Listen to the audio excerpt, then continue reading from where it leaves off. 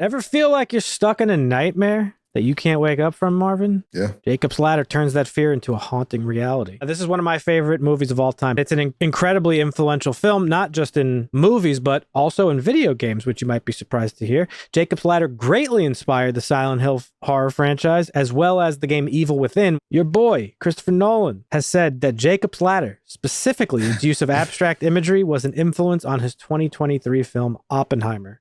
So this is a heavy hitter, Marvin, and that's why I wanted to make you watch it. Jacob's Ladder stars Tim Robbins as Jacob and my very first celebrity crush as a child, Elizabeth Pena, as Jessie. Not from this movie, but because she was in Batteries Not Included, which I loved as a child. Great movie. No, yeah. I kept recognizing her from something, and I finally caved in and looked it up.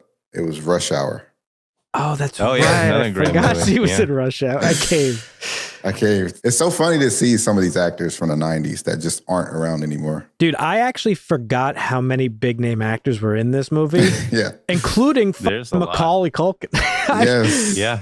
Totally forgot about that. I knew it was Macaulay and Tim. Those are the only two I could remember. This is the story of Jacob. In mourning his dead child, a haunted Vietnam War veteran attempts to uncover his past while suffering from a severe case of disassociation, to say the least. To do so, he must decipher reality and life from his own dreams, delusions, and perceptions of death. Now, this isn't like a straight up horror movie. Elevated horror generally deals with like psychological elements as opposed to just in your face jump scares and stuff.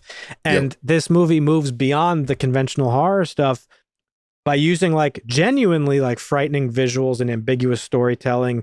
It challenges the audience to question the nature of reality itself, honestly. And then as we see later in the movie, the psychological scars of war, especially in the beginning when he's on the subway, like genuinely horrifying shit, imagery. And not just like the weird faces of the demons and all that, like just isolated in the subway at night. Right. Terrifying. Maybe it's because I've been in the Manhattan subway, but I just think that it's just a genuinely like terrifying thing. And the movie has a lot of that in this. This movie is like makes you feel scared in that way, at least me. Man, this shit was trash. It's like, nah, this movie was really good. But it wasn't really horror to me, like you said. Certainly not conventional, no. I thought it was going to be slow, but it actually did ramp up pretty quickly. I had no clue what was real or not sometimes, but I mean, I was just kind of enjoying it for what it was. PTSD is an understatement in this. Like, it was Yeah, crazy. this was made before they even knew what it was. Right. That's the point of the movie. You're not supposed to know what's real or what's not. Well, you probably didn't watch the trailer or read about it, but like, Nope. movie starts out, you wouldn't even know what's like. You maybe, oh, is this a war movie that Dan made me watch? Like, what are we getting here? Yeah. And then all of a sudden, people start to like freak out and they're foaming at the mouth and like crazy shit's going on. And then boom, all of a sudden he's on the subway car. He's like, oh, he was dreaming. Okay. So we've got a veteran who's like having PTSD flashbacks. Ooh, really old lady who's weird on the train. Okay. Yeah. That's bizarre. Oh, demon faces in the window. All right. What are we getting into here? That dance scene with the James Brown plan was completely nuts. I mean, I was about to have a panic attack. The strobe, his girl, like having sex with this demon monster thing. Alien thing. Like the James Brown was like, it was just took me over the edge. It was insane. This is one of those few where it was actually done masterfully. You're supposed to not know what's going on, and you're also supposed to kind of not care what's going on because you know that you're going to get there eventually, and you do. The last time I actually saw something done, I think this well, is Noah Hawley's show Legion, which is also amazing. He always finds a way to come back to Legion. Because it's amazing. You don't know what's going on and you don't know what's real. Yeah. This one is on a little bit more visceral, scary level because both of them are kind of like scary. What the fuck is going on? This is like a fable in the Bible, right? That's what this whole movie is based on. Jacob is on a ladder seeing angels ascend into heaven and demons descend into hell. And instead of putting that straight to script, he kind of made like this whole what we are in the world is our heaven and hell of sorts. And like you said, it does not make you feel frustrated at all. You're like along for the ride because you genuinely don't know what's going on with this guy. It blends reality and not reality and dream and everything so well. Mental disorder, yeah. By the end of the movie, I'm sure there's people who watch this that maybe Marvin still doesn't know what really happened to him. There are parts of this movie, like a lot of this movie feels so real. And it's not just the visions that he's having where it's like demon over there or a tail on this guy or weird face in a window. Yeah. That imagery is genuinely scary and frightening, I think. But it's like, it's never like in your face, really. Until the scene towards the end where he's getting wheeled through the hospital.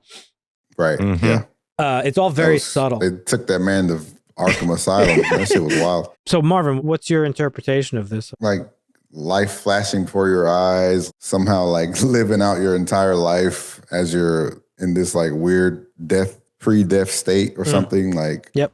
Something like that is kind of how I saw it. It's basically his mind and spirit essentially transitioning to death. There's a line that his chiropractor says towards the end of the movie. He quotes Christian mystic Meister Eckhart. He says, Eckhart saw hell too. He said, quote, the only thing that burns in hell is the part of you that won't let go of life. Your memories, your attachments, they burn them all away. But they're not punishing you, he said. They're freeing your soul. So if you're frightened of dying and you're holding on, you'll see devils tearing your life away. But if you've made your peace, then the devils are really angels freeing you from the earth. And so this like hellish nightmare that he's seemingly living by the end of the movie transitions into this like happy memory of him with his family and his dead son, and his son takes him up the stairs towards like a light. Mm-hmm. And then that scene transitions into actual reality, which is him dead in a triage in Vietnam. Yeah. It's his soul and mind coming to terms with not only death, but the things that he did and experienced in life. Which is funny because how many times he was looking at purgatory and all the like books related to that. Big part of the plot is that, you know, while he's transitioning into death during his visions, he thinks that he was drugged by the army, and turns out that he was. His platoon, I guess, was given an experimental drug called the ladder, which was meant to increase the soldiers' aggression. Yeah. And instead of fighting against the Viet Cong, his unit turned on each other and they all killed each other, and that's how he died. I don't really know when like the public became aware, like really aware of the shit that happened to people in Vietnam and like what their life was when they came back. A lot of vets from Vietnam came back pretty messed up from all the things they did, even from just exposure to Agent Orange and stuff. Like I had some uncles that came back kind of fucked up just from exposure to all the chemicals they were using back then. That's why chemical warfare is largely illegal everywhere, but some people still. There was a tenant in my dad's house growing up who was exposed to it, and he was definitely not a well man. I haven't watched it in a long time, and it was great to go back and rewatch it. It's a good one to go revisit every now and again. And I think it speaks to a bigger thing, which is like our most precious thing that we have is our mind. And like when you lose, like what's scarier than like losing your mind, I feel like is because would you even know you're losing your mind? Like it's just Alzheimer's and dementia are rough. I do not. If that ever happens, like put a bullet in me because I do not want to deal with that. Like that shit's crazy. The way that it was all like weaved together, tying in all the different themes of like, is it PTSD? Is it an actual plot? Because, you know, like it went from like, okay, this guy is just suffering from PTSD to, oh shit, there is a government plot versus these guys. So, oh shit, he was just dead the whole time. When we talked about the new Halloween trilogy that deals a lot with Laurie's trauma, I referenced this movie quite a few times, and I don't know, you obviously didn't have any context for it, but I said I would prefer a movie like Jacob's Ladder. Now that I see what you mean now. Yeah. Now that you've watched it, imagine a Laurie 40 years later dealing with the trauma that she survived this psycho killer who butchered her friends on Halloween night. Every Halloween comes around, you're just instead of bringing Michael back literally like they did in the movie, do some shit like this where she's suffering this like severe psychological trauma and she's like disassociating and like all this crazy shit. And so like in that way, you could have Michael Myers in the film without having him in the film because his presence would be felt throughout and all through her life. But this has a 7.4 on IMDb. I would give this one a full bump to, this is a 8.5 for me. This is what are the flaws for you? For me, I mean, Interesting question. I actually don't think there are any flaws, so maybe it's a 10 for me. I don't know. That's a 10 for me. That's why I asked. All right, yeah, no, you're right. It's a 10. Dusty gripes coming. I don't have any gripes, so I'll give it a 9. Here we go. Oh, Because he that's a perfect. refuses to give it a 10. That's Yeah. a Dusty I don't perfect. That's a Dusty That perfect. is a Dusty perfect. Yeah, you've heard Marvin's thoughts. He watched this for the first time. Let us know what you thought of Jacob's Ladder.